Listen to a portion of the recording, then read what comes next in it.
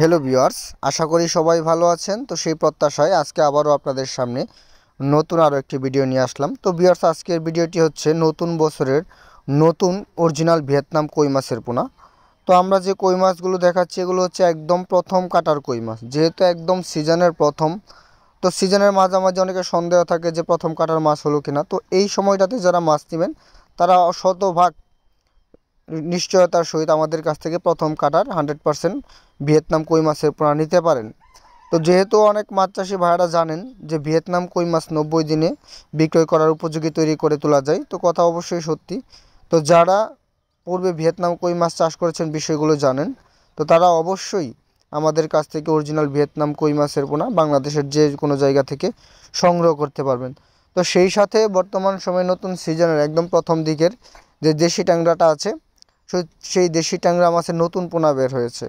তো ছোটো সাইজের পোনা।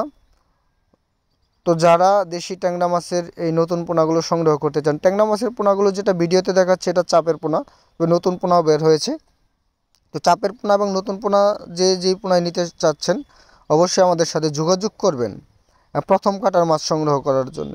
অনেকে যারা ভাবতে পারেন যে ভাই প্রথম কাটার মাছ কি, প্রথম কাটার মাছ হচ্ছে এক গ্রেডের পোনা, যেই পোনা অন্যান্য যে কোনো পোনার চাইতে শতভাগ কোয়ালিটি সম্পন্ন হয়ে থাকে, যেটা রোগবালাই এবং রোগ প্রতিরোধ ক্ষমতা এবং মাছের গ্রোথ সব দিক থেকেই অন্যান্য যে কোনো পোনার চাইতে অনেকাংশেই বেশি থাকে বলে এই প্রথম কাটার মাছটি সবচেয়ে বেশি কালচারের উপযোগী হয়ে থাকে।